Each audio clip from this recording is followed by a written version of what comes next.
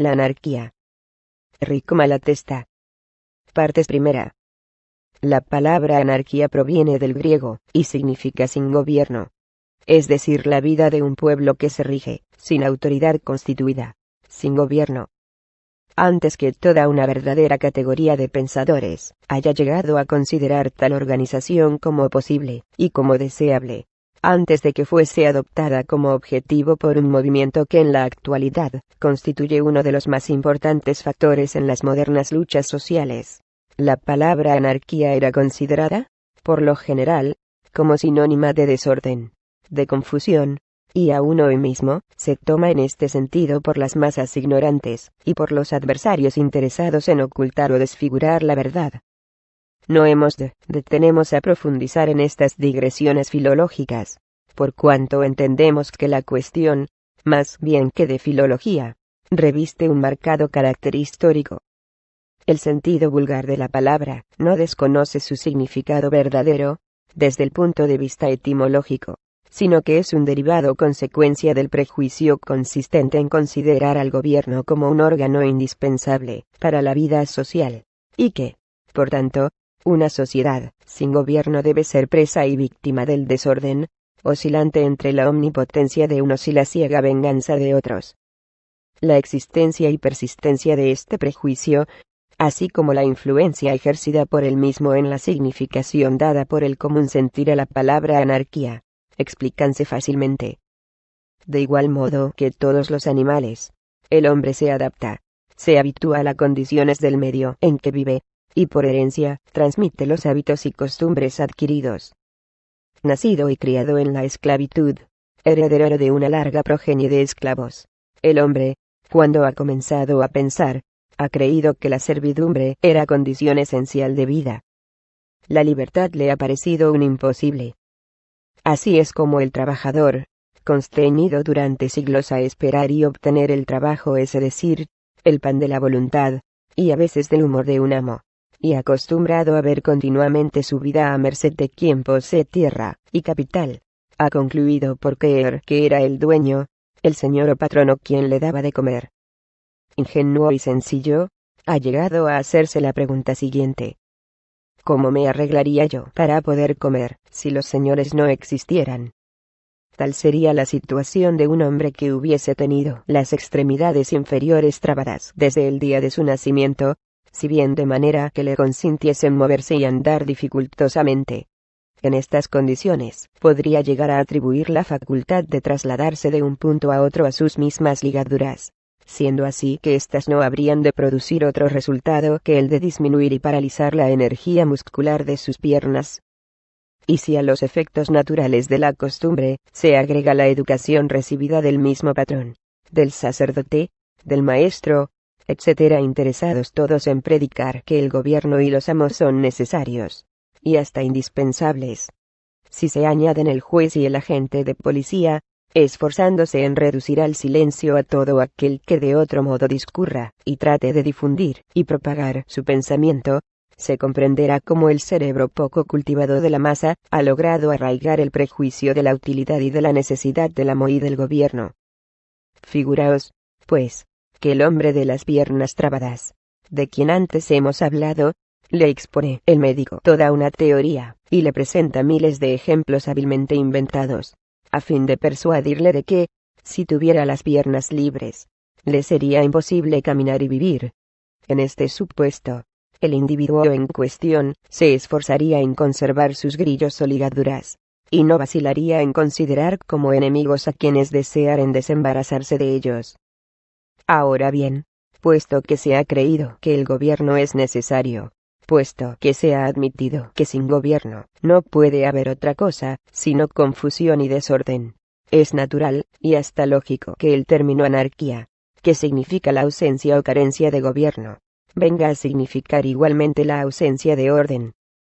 Y cuenta que el hecho no carece de precedentes en la historia de las palabras. En las épocas y países donde el pueblo ha creído necesario el gobierno de uno solo monarquía, la palabra república, que significa el gobierno de la mayoría, se ha tomado siempre como sinónima de confusión y de desorden, según puede comprobarse en el lenguaje popular de casi todos los países. Cambiad la opinión, persuadid al público de que no solo el gobierno dista de ser necesario, sino que es en extremo peligroso y perjudicial. Y entonces la palabra anarquía, justamente por eso, porque significa ausencia de gobierno, significará para todos orden natural, armonía de necesidades e intereses de todos, libertad completa en el sentido de una solidaridad a sí mismo completa.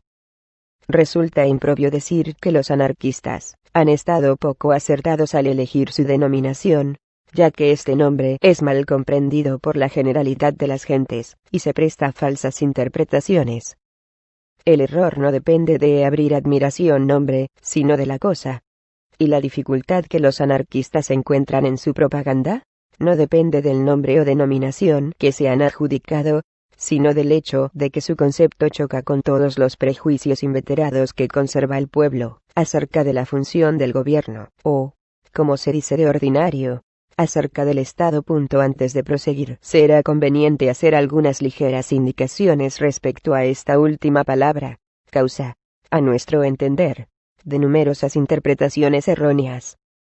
Los anarquistas se sirven ordinariamente de la palabra Estado para expresar todo el conjunto de instituciones políticas, legislativas, judiciales, militares, financieras, etc., por medio de las cuales se sustrae al pueblo la gestión de sus propios asuntos, la dirección de su propia seguridad, para confiarlos a unos cuantos que usurpación o delegación se encuentran investidos de la facultad de hacer leyes sobre todo y para todos, y de compeler al pueblo a ajustar a ellas su conducta, valiéndose, al efecto, de la fuerza de todos. En este supuesto, la palabra Estado significa por tanto como gobierno, o se quiere, la expresión impersonal, abstracta de este estado de cosas cuya personificación está representada por el gobierno. Las expresiones abolir el Estado, sociedad, sin Estado, etc., responden, pues, perfectamente a la idea que los anarquistas quieren expresar cuando hablan de la abolición de toda organización política fundada en la autoridad, y de la constitución de una sociedad de hombres libres e iguales fundada en la armonía de los intereses, y sobre el concurso voluntario de todos, a fin de satisfacer las necesidades sociales. La palabra Estado tiene, empero, otras muchas significaciones, algunas de ellas susceptibles de inducir a error, sobre todo cuando se trata o discute con hombres que, a causa de su triste posición social, no han tenido ocasión de habituarse a las delicadas distinciones del lenguaje científico cuando, y entonces peor, se trata con adversarios de mala fe, interesados en confundir los términos, y en no querer comprender las cosas. Se toma, por ejemplo, la palabra Estado para indicar una sociedad determinada, tal o cual colectividad humana reunida en cierto y limitado territorio, constituyendo lo que se llama una persona moral, independientemente de la forma de agrupación de los miembros y de las relaciones que entre ellos puedan existir. Algunas veces se emplea simplemente como sinónima de sociedad, y a causa de estos y otros diversos significados de la citada palabra, los adversarios creen, o fingen creer, que los anarquistas pretenden la abolición de todo vínculo de conexión social, de todo trabajo colectivo, y tratan de reducir el hombre al aislamiento, o sea a una condición peor que la de los salvajes. Por Estado compréndese también la administración superior de un país, el poder central, distinto del poder provincial, y del poder municipal, por lo cual otros estiman que los anarquistas desean una simple descentralización territorial, dejando intacto el principio gubernamental, lo cual equivalía a confundir la anarquía con el cantonalismo y el comunalismo. Por último, Estado significa condición, modo de ser, régimen social, etc.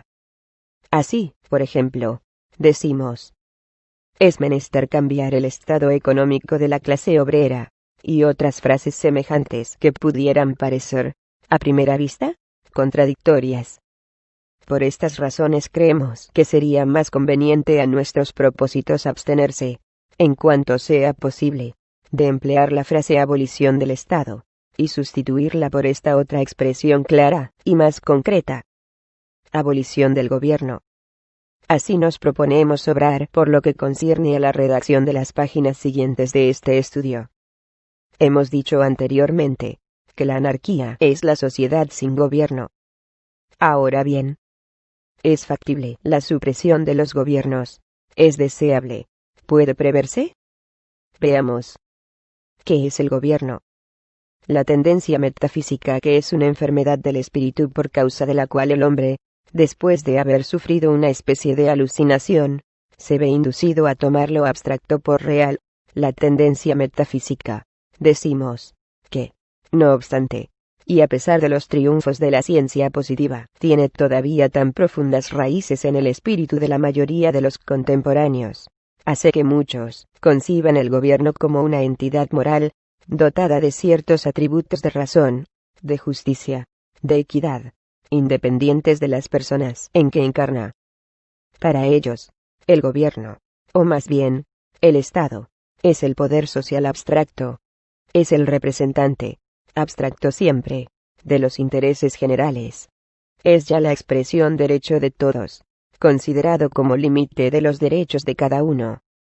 Este modo de concebir el gobierno aparece apoyado por los interesados, a quienes importa salvar el principio de autoridad, y hacerle prevalecer sobre las faltas y errores de los que se turnan en el ejercicio del poder. Para nosotros el gobierno es la colectividad de gobernantes, reyes, presidentes, ministros, diputados, etc., son aquellos que aparecen adornados de la facultad de hacer las leyes para reglamentar las relaciones de los hombres entre sí, y hacer ejecutar estas leyes.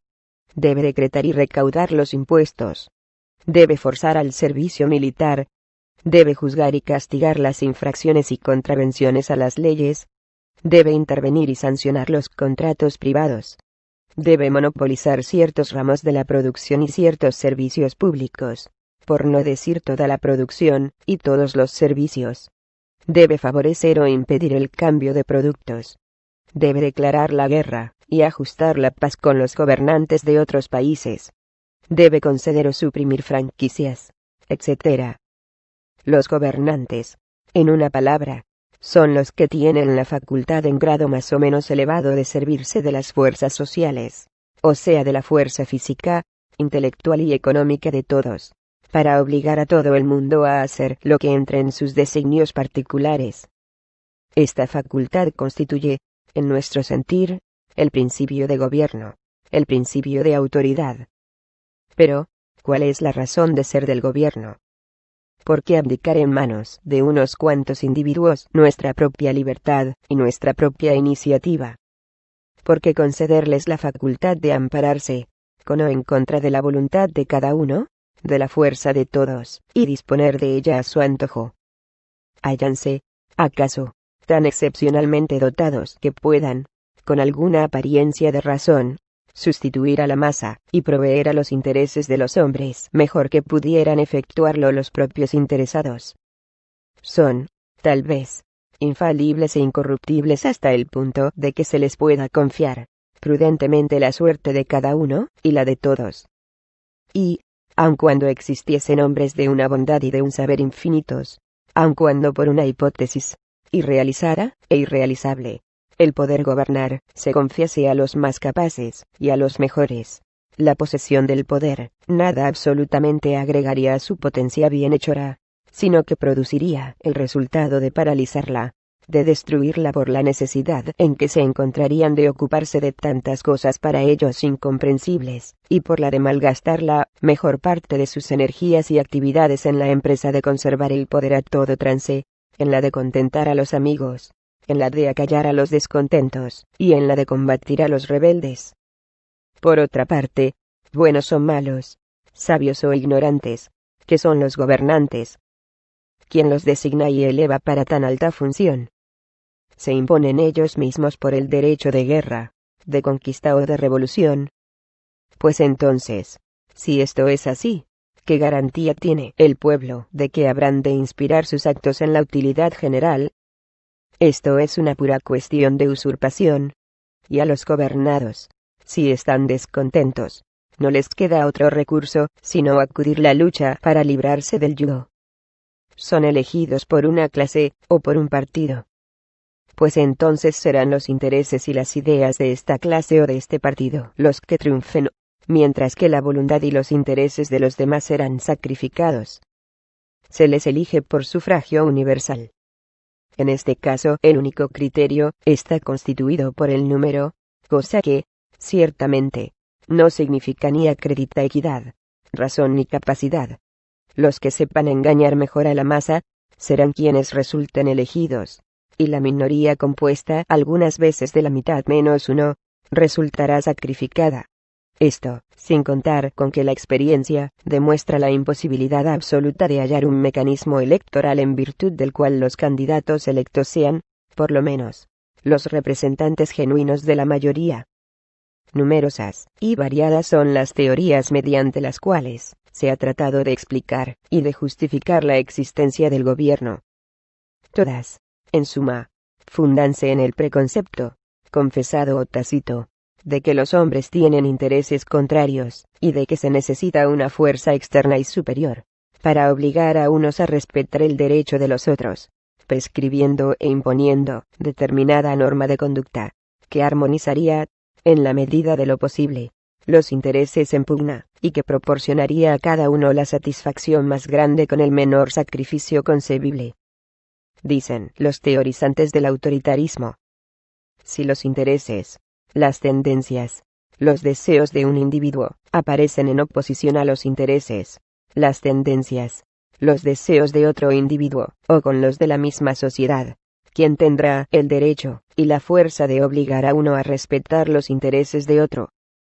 ¿Quién podrá impedir a un determinado ciudadano violar la voluntad general, la libertad de cada uno, y se entiende por límite la voluntad de los demás?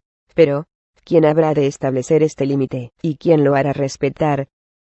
Los antagonismos naturales de intereses y pasiones crean, pues, la necesidad del gobierno, y justifican la existencia de la autoridad, que desempeña el papel de moderadora en la lucha social, y asigna los límites de los derechos, y de los deberes de todos, y de cada uno. Tal es la teoría. Pero las teorías, para ser justas, deben hallarse basadas en los hechos, y ser suficientes a explicarlos. Y es bien sabido que en economía social se inventan, con sobrada frecuencia, teorías para justificar hechos, es decir, para defender el privilegio, y hacerlo aceptar tranquilamente por las víctimas del mismo. En efecto, recordemos algunos ejemplos. En todo el curso de la historia, de igual modo que en la época actual, el gobierno es, o la dominación brutal, violenta, arbitraria de algunos sobre la masa, o es un instrumento ordenado para asegurar la dominación y el privilegio a aquellos que, por fuerza, por astucia o por herencia, han acaparado todos los medios de vida, sobre todo el suelo, de los cuales se sirven para mantener al pueblo en perpetua servidumbre, y hacerle trabajar, en lugar de y para ellos. Oprímese a los hombres de dos maneras. O directamente, por la fuerza bruta, por la violencia física, o indirectamente, merced a la privación de los medios de subsistencia, reduciéndolos, de esta manera, a la impotencia. El primer modo es el origen del poder, es decir, del privilegio político. El segundo es el origen del privilegio económico. Todavía puede oprimirse a los hombres, actuando sobre su inteligencia, y sobre sus sentimientos, modo de obrar que origina y constituye el poder universitario, y el poder religioso. Pero como el pensamiento no es, sino una resultante de fuerzas materiales, el engaño y los organismos o corporaciones instituidos para juzgarlo, no tienen razón de ser, sino en tanto que resultado de los privilegios económicos y políticos, y un medio de defenderlos y consolidarlos. En las sociedades primitivas poco numerosas, de relaciones sociales poco complicadas, cuando una circunstancia cualquiera ha impedido que se establezca hábitos y costumbres de solidaridad, o ha destruido las preexistentes estableciendo después la dominación del hombre por el hombre, vemos que los dos poderes político y económico se encuentran reunidos en las mismas manos. Manos que en ocasiones pueden ser las de una misma persona. Los que por la fuerza han vencido y amedrentado a los otros, disponen de vidas y haciendas de los vencidos, y les obligan a servirles, a trabajar en su provecho, y hacer en todo, y por todo su voluntad. Así resultan, a la vez, propietarios, legisladores, reyes, jueces y verdugos. Fin de la parte primera. La anarquía.